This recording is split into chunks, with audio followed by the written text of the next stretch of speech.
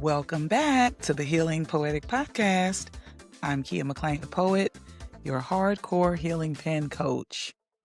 And today's conversation in the Box in the Sky series is Empowerment in the Box.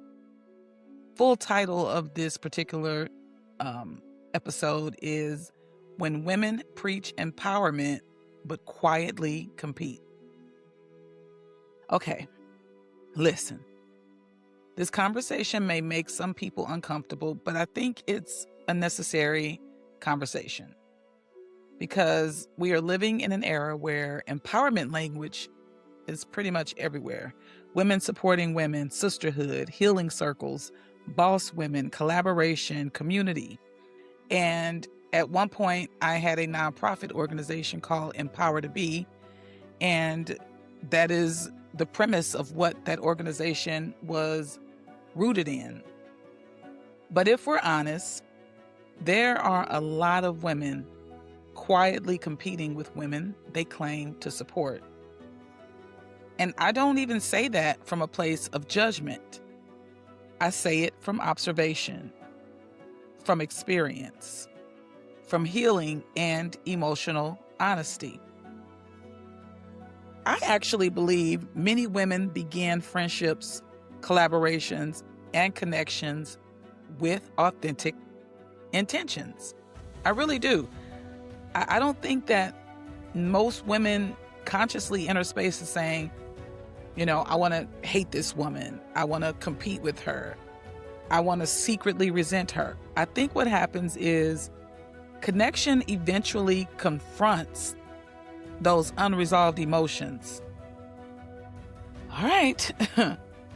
Sometimes a woman encounters another woman who reflects something back to her, like confidence, freedom, beauty, softness, visibility, attention, discipline, intelligence, creativity, healing, desirability, or authenticity. And instead of honestly reflecting on what's being triggered internally, competition quietly rises up. And honestly, women are conditioned toward comparison much earlier than people acknowledge. Little girls are taught subtle competition constantly. Be prettier, dress better, cook better, be chosen, be desirable, keep your man, outperform other women, be softer than her, more successful than her, more attractive than her. All of these things are very subtle things that happen when we're little girls. And many women grow up unconsciously believing their value is connected to comparison. So instead of developing strong internal self-worth, they develop identity through external validation. Now, that conditioning does not disappear simply because women become adults and start using empowerment language online. It doesn't go away just because, we have the words, but we don't have the emotions. And this is the part many people avoid talking about. Not all competition is loud. Some women are passive aggressive. Some women subtly withhold support. It's very subtle. Some minimize your accomplishments. Some emotionally distance themselves when you evolve. Some stop celebrating you once you become too visible, too healed, too desired, too confident, or too aligned. And the truth is, you can feel it. You always feel it. Women are emotionally intuitive. So energy speaks before words do. And what becomes exhausting is not even the insecurity itself, it's the lack of honest reflection. One of the things that I've run into often is people believe that their pretend is the actual energy that they're putting out. And because many people do not sit with themselves long enough to ask, Why does this woman trigger me? What am I comparing? What wound got activated in this interaction? What story am I creating about her, or did I create about her? And another thing that happens is projection. Sometimes women secretly envy another woman, but psychologically reverse it in their mind. So, for instance, instead of admitting, I feel intimidated, I feel insecure, I compare myself, they convince themselves she thinks she's better. She's jealous of me. She's competing with me. So projection protects the ego from honest self-examination. Because honesty requires vulnerability. And honestly, some women secretly want aspects of another woman's life. Her confidence, her freedom, her marriage, her visibility, her authenticity, her EI, emotional intelligence, her peace, body, lifestyle, creativity, her discipline even. But instead of allowing that to inspire self-work, it slowly becomes resentment. And there's another layer to this conversation that I think emotionally aware women tend to understand deeply. Sometimes women become upset when you quietly observe, trust the energy, and then move accordingly. Not loudly, not dramatically, not even disrespectfully. You simply notice things. You feel shifts. You recognize inconsistencies. You trust your intuition, and you create emotional distance, or you move differently. And instead of respecting your discernment, some people began resenting your awareness. That's real. This has happened to me a lot.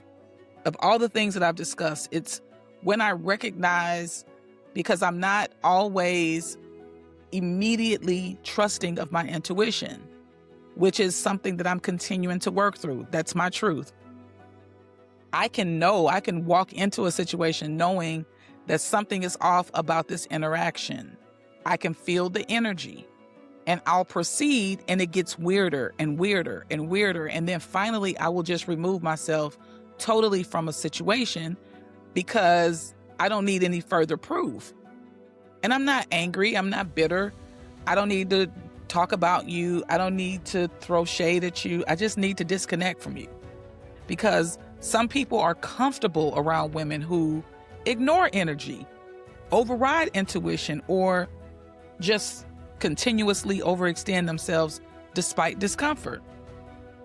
But emotionally aware women notice patterns. So even though I may walk into it knowing you don't like me or something is off about our interaction, I'm proceeding, but I'm not proceeding blindly. I'm proceeding with my intuition, spidey senses still up. So another thing that happens is social projection. Sometimes women will form opinions about another woman they don't even know personally, not from experience, not from authentic connection, but from conversations, narratives, insecurities, gossip, subtle comments, comparison, or emotional influence from other women. And you can feel it every time. You can feel when somebody is interacting with you through the lens of something negative they've already heard, assumed, or absorbed. Sometimes it's subtle distance, forced energy, coldness, passive aggressiveness, awkward interactions, judgment without context. How many times has that happened to you where you can tell that another woman in that space has spoken negatively about you? You can tell by the interaction, especially if you've had previous interaction with these people and now they're acting differently towards you based on a shift in your connection with one, excuse me, based on your connection with one or more of the other women in the room. that comes into play with the energy that you feel. We have to pay attention to that. Now, what becomes interesting is this. The woman being projected onto often recognizes it before anybody says a word. So no words even have to be spoken. It's energy. Because emotionally intelligent women pick up on energy shifts quickly. I pick up quick.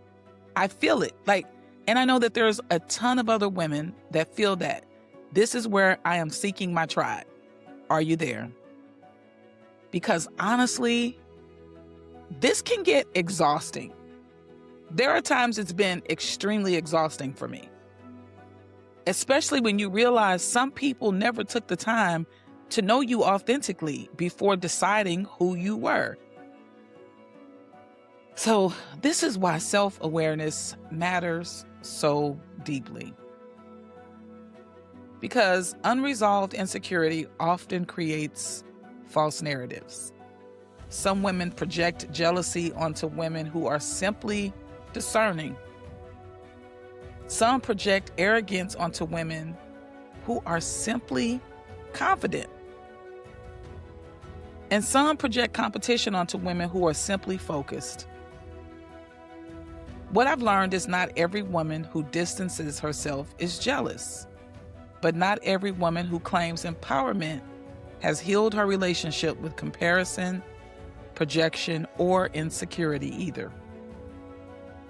Now, one of the things that I have mentioned a few times in either live speaking or previous podcasts or just in discussion is that when I started my nonprofit years ago, Empower to Be, I had not got to a place of feeling comfortable, completely comfortable with myself in terms of speaking and putting myself out there. And although there were people that I were inspired by and that I felt were people that I could look at as mentors and guides, I did not lean into being jealous of them or comparing myself, but I did have to stay aware of the emotions that I was feeling. So that awareness was coming up for me, like, why do you feel that way about that person? You don't even know them, right? So I was asking myself those questions in real time, which I give myself credit for, but I also say even I had to struggle through that. I think empowerment without self-awareness just becomes performance. Anybody can repost empowerment quotes. Anybody can say, women support women. But real empowerment requires emotional honesty. And that's kind of what I was talking about earlier. I had to just be raw and honest with myself, even if it may have felt embarrassing, even if my pride got pricked a little bit. It requires healing insecurity, healing comparison, healing scarcity, healing the need to outperform other women to feel valuable. And honestly, truly empowered women feel safe around powerful women. They don't need to dominate every room. They don't need to be the most desired woman. They don't need to subtly compete for attention at all. Like, why do you need to do that? If you're working through and resolved those issues, because healed women understand another woman shining does not diminish them. So, been talking about this box in the sky. Well, let me tell you what the sky taught me. Something important. The sky does not compete. The sun does not compete with the moon. Flowers don't compete with oceans. Different beauty can coexist simultaneously. And I think many women are finally entering seasons where they no longer want performative sisterhood. They want emotionally safe connection, honest women, reflective women, women capable of accountability, women secure enough to celebrate each other authentically. Because enough of the fluff, enough of the fake shit. Enough of the performing, enough of the pretending. Everyone doesn't click. Everyone doesn't meet and automatically form relationships and connections and friendships, and that's okay. We are finding ourselves emotional, and I've even found myself in this space, and I've had to work through that, where I'm concentrated too much on the negative, and I've had to basically realign myself, because the negative is going to be there. Who cares? So what? It has no power over my life whatsoever. People not liking me, so what? Has no reflection on who I am or what I can accomplish in life. People are going to feel some kind of way about any and everybody based on where they are in life. And that's where those projections come in. So what did I say? I'm looking for my tribe. Not even looking for my tribe. I'm aligning with my tribe. So if you've ever felt subtle competition in spaces that claim to be empowering, this conversation was for you. And if you've ever recognized insecurity, projection, comparison, or emotional dishonesty within yourself, this conversation was also for you. Because healing requires honesty. Real empowerment is not performance. It is emotional freedom. And emotionally free women do not need other women to shrink in order to feel powerful. All right. I hope you enjoyed this particular episode. I have thought of creating an episode like this for quite some time because it is something that I've encountered over the years. Have you encountered this? Are you on the side where you may be dealing with a little bit of emotional dishonesty, and that's okay. There's no judgment.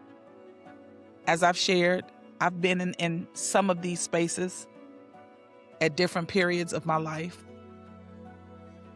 And so it is okay to lean into the work that needs to be done, give yourself grace, and walk that out. If you want to support me further, you can go out to my website. That's keyascoaching.com, K-E-Y-A-S coaching.com. You can also go out and follow me on Instagram at Hardcore Healing Pen Coach, all one word, Hardcore Healing Pen Coach. And I look forward to connecting with you. Share this out with your friends and your family.